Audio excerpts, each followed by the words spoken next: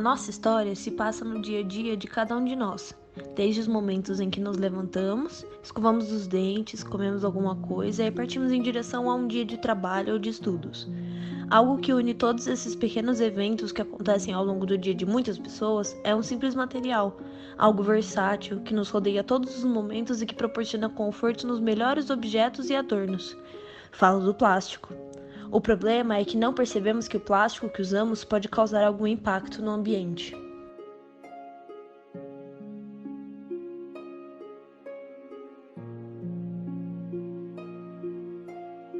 Essa cena que vocês acabaram de ver não é tão incomum assim. Talvez um pouco explícito demais, ou talvez nem tanto, mas é uma realidade. E é aqui que começamos a nossa conversa, quando o plástico já atingiu sua funcionalidade e se tornou lixo. E assim vamos descobrir como um simples objeto do nosso cotidiano pode afetar até a vida marinha.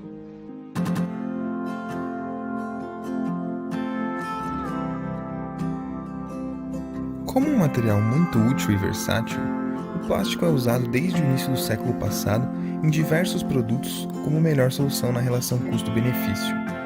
Usamos o plástico em brinquedos, garrafas PET, isopor, embalagens, equipamentos eletrônicos, sacolas, encanamento, linhas de pesca, isolantes de fios elétricos e até no amado plástico bolha, dentre muitas outras aplicações. Quando não se tem mais utilidade, os caminhos do lixo plástico são diversos, dependendo de como são descartados e recolhidos. Estima-se que 8,3 bilhões de toneladas de plástico tenham sido produzidas desde 1950. Algo muito preocupante, já que a produção de plástico aumentou com o passar dos anos. Portanto, caro ouvinte, diante dessa situação, se faça algumas perguntas. Todo esse plástico é descartado de forma correta? Quanto é reciclado? Qual o problema do aumento da produção a cada ano? A reciclagem sempre é o melhor caminho. Segundo dados de 2015, de todo o plástico produzido em 65 anos, apenas 9% foi destinado à reciclagem. A reciclagem do plástico tem como objetivo recolher o material descartado e, a partir de processos mecânicos ou químicos, transformá-lo na matéria-prima para outros produtos.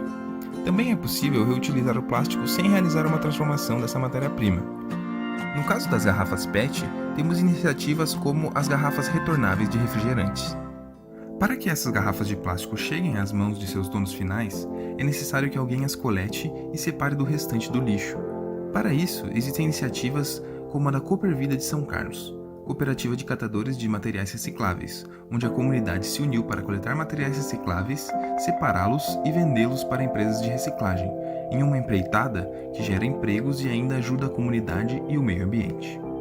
Outras opções de destino ficam a cargo das prefeituras municipais. São essas os aterros e os lixões, sendo o primeiro muito melhor que o segundo, já que os aterros sanitários têm a função de isolar os resíduos sólidos de qualquer contato com o ambiente externo. Quando bem administrado, garante a decomposição da matéria orgânica, evitando impactos ambientais e a disseminação de doenças. Já no outro caso, os lixões são locais de céu aberto para destino de resíduos, sem qualquer cuidado ou planejamento para cuidar do lixo que chega. Ou seja, não se pensa nos impactos ambientais e sociais gerados. Esse tipo de local cria um ambiente propício para a formação de chorume, que é um líquido preto formado pela decomposição da matéria orgânica, que penetra no solo e polui o mesmo e o lençol freático, gerando um ótimo ambiente para o surgimento de bactérias e animais que disseminam doenças. Além disto, como em nossa cena inicial, nem sempre o plástico chega até os sistemas públicos de coleta. Muitas vezes ele é descartado de maneira incorreta pela cidade, um problema que passa pela consciência e pela educação das pessoas. Afinal, vê-se que em países que possuem um ensino que preza por um senso maior de comunidade e de responsabilidade pelo meio comum, atitudes como jogar um papel pela janela do carro ou uma garrafa de água no meio-fio são muito raras. Associado a isto, em dias de chuva esse lixo é arrastado pela água, chegando a entupir bueiros, parando em redes de esgoto, poluindo rios, lagos e podendo ser levado até o oceano. Seguindo esse caminho do plástico, é interessante focar nessa porção que acaba parando no oceano, sendo que essa não é pequena. Mas você deve estar se perguntando, uma vez no oceano, qual o impacto em nossa vida?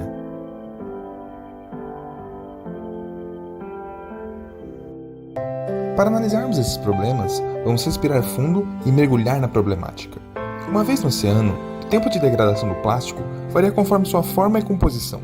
Como por exemplo, Um copo plástico e uma sacola plástica demoram até 450 anos, enquanto uma linha de pesca pode permanecer no ambiente por 600 anos. Isso quer dizer que uma pessoa pode nascer e viver sua vida inteira, bem como seus filhos, netos e bisnetos. Enquanto isso, os plásticos continuam lá, no ambiente, sendo quebrados em pedaços menores e menores, mas nunca desaparecendo por completo. Agora, lembre-se também que ao longo de toda a sua vida, essa pessoa não utiliza apenas uma garrafa PET, e sim inúmeras. Se somarmos todo o plástico consumido por uma única pessoa, esse já demoraria muito para sumir do mundo. Imagine o plástico de 7 bilhões de pessoas.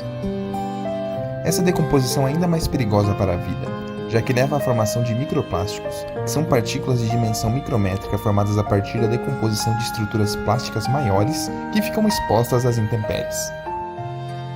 Para entender melhor essa dinâmica do meio ambiente e como nós estamos afetando-a, conversamos um pouco com Pedro Junger, um ecólogo formado pela UFRN e que hoje faz doutorado na UFSCar, estudando o plâncton. Eu vim para São Carlos para fazer o doutorado em Ecologia e Recursos Naturais. O meu trabalho atualmente é com plâncton marinho. O projeto está no âmbito de um projeto de recuperação global que chama Tara Oceans. Esse projeto envolve cientistas do mundo inteiro, centenas de laboratórios, e trata-se basicamente de uma expedição global que sai coletando amostras marinhas do mundo inteiro, todos os oceanos possíveis. E aí esses dados ficaram disponíveis, estão disponíveis publicamente e eu trabalho com esses dados. Bem, eu acho que todo mundo já deve ter se deparado ou pessoalmente ou através de imagens na internet ou coisa do tipo, com o efeito daquele plástico grande, né? Aquele plástico que pode sufocar animais como tartarugas, aves, etc. Animais maiores como tartarugas e albatrozes confundem o plástico com o alimento e são incapazes de digerir esse material. Dessa forma, um saco plástico, por exemplo, fica preso em seu estômago e, eventualmente, essa tartaruga ou albatroz já comeu tanto plástico que seu estômago está sempre cheio e ela não tem mais fome e deixa de se alimentar. É aí que ela fica sem nutrientes e acaba morrendo. Infelizmente, essa é uma das inúmeras formas que o plástico assassina nosso planeta e a vida nele. Afinal, as próprias correntes marítimas que regulam o funcionamento dos oceanos estão à mercê desse lixo, com elas funcionando como vias de sua distribuição. Essas correntes são massas de água que se deslocam nos oceanos pela inércia de rotação da Terra e pelos ventos que sopram sobre as mesmas. Além disso, elas carregam águas de diferentes densidades, por poderem ser frias ou quentes e por isso podem ser superficiais ou não.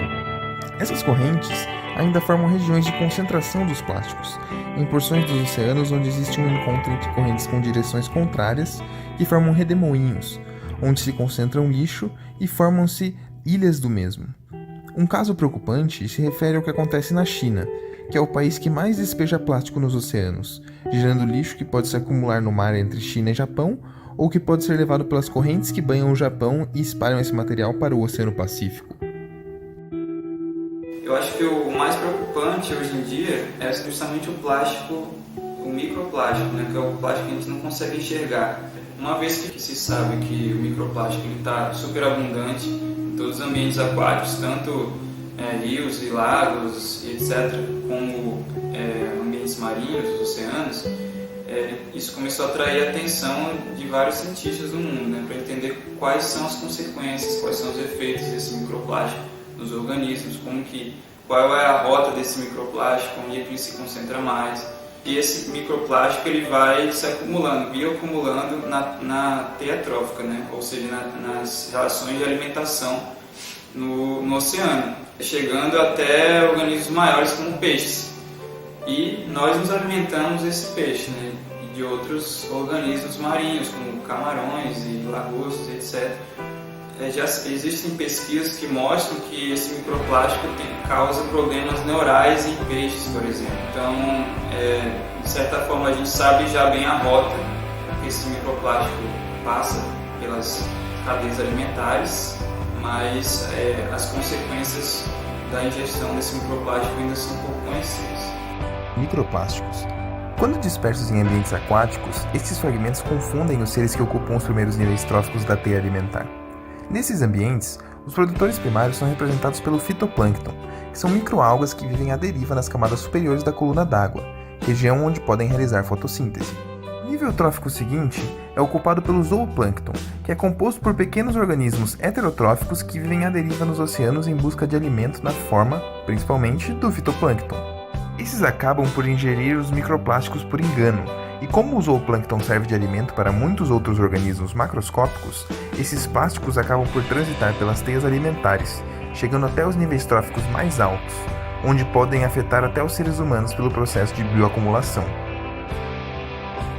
Com tantas consequências ruins explicitadas, com tudo isso em mente, por que as pessoas ainda descartam de maneira incorreta? Existe uma maneira de reverter essa situação? O que podemos fazer? Um outro caminho é o da conscientização da população. Pensando nisso, fizemos uma visita à Escola Estadual Gabriel Félix do Amaral, localizada no bairro Botafogo, na cidade de São Carlos, na qual apresentamos um pouco sobre o problema dos plásticos. De forma didática, contamos um pouco sobre como o plástico tem sido o principal vilão da vida marinha. Mostramos aos alunos como os microplásticos e os fitoplânctons são parecidos e podem ser confundidos pelo zooplâncton. Até conversamos sobre como o nosso lixo mal descartado chega aos oceanos, discutindo formas de reduzir os danos. O primeiro passo é reduzir o uso do plástico, né? O segundo é melhorar cada vez mais o procedimento de reciclagem, reutilização desse plástico para evitar que ele seja de fato descartado. Uma vez que ele seja descartado, é preciso que ter maneiras de conter e evitar que esse plástico chegue no oceano, que uma vez que chega no oceano fica mais difícil. Então, tem países que fazem trabalhos sérios, né? Na Austrália, por exemplo, eles instalaram umas redes nas redes de esgoto para evitar que o plástico chegue nos rios e, consequentemente, no mar. Só que isso não resolve o problema do microplástico. O microplástico ele passa por essa rede, né? Só que uma grande parte desse microplástico ele é produzido também no próprio oceano.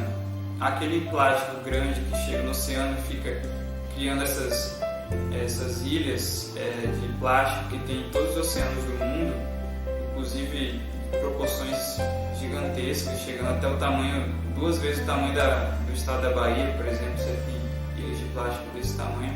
Esse plástico ele fica exposto ao sol, a correntes marinhas, etc. Isso vai degradando e criando microplástico.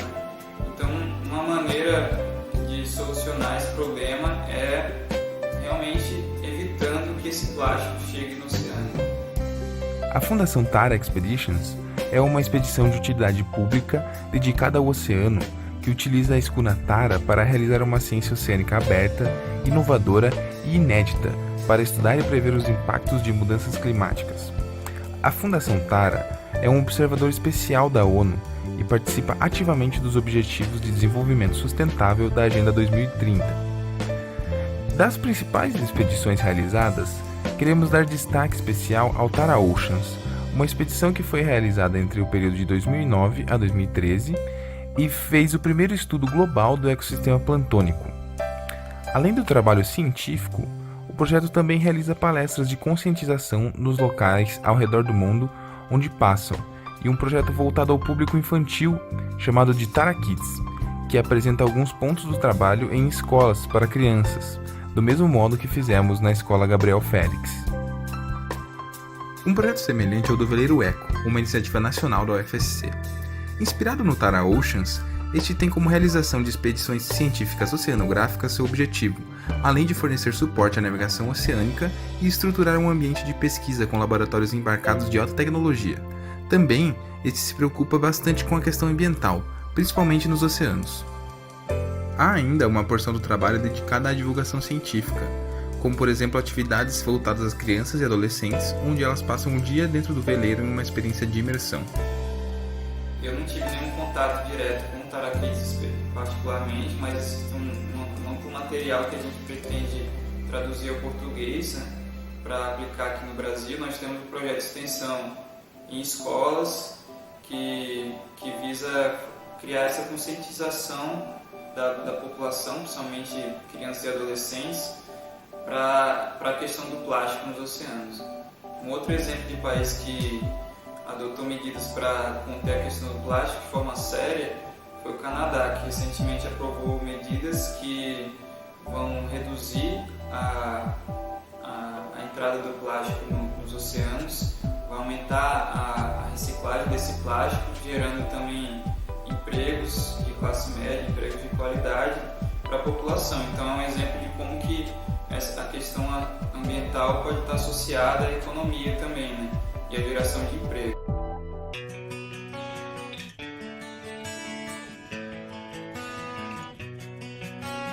Como futuros engenheiros, temos o papel de moldar o dia a dia das pessoas, criando e melhorando os produtos que cada um usa, desde o momento que levantamos da cama pela manhã até o momento que nos deitamos à noite. Nesse contexto, devemos estar atentos aos materiais que usaremos para criar nossos produtos. No caso, o plástico apresenta várias vantagens e desvantagens, sendo que o uso de maneira consciente determina o que irá se sobressair. Não pedimos o impossível, como retirar todo o plástico dos oceanos ou parar de utilizar os produtos que utilizam plástico, mas gostaríamos que pequenos hábitos mudassem, como utilizar sacolas reutilizáveis quando for ao mercado, usar garrafas metálicas para o consumo de água e também discutir sobre esse problema com as pessoas que te cercam. Afinal, assim como uma única garrafa PET ao ser descartada aparenta não ter um grande efeito imediato, uma pequena atitude no dia a dia de cada um também parece pequena. No entanto, agora sabemos que em ambos os casos as aparências enganam, pois tanto o descarte incorreto em massa quanto a propagação de atitudes conscientes geram grandes efeitos. Basta que cada um decida qual lado da história vai estar.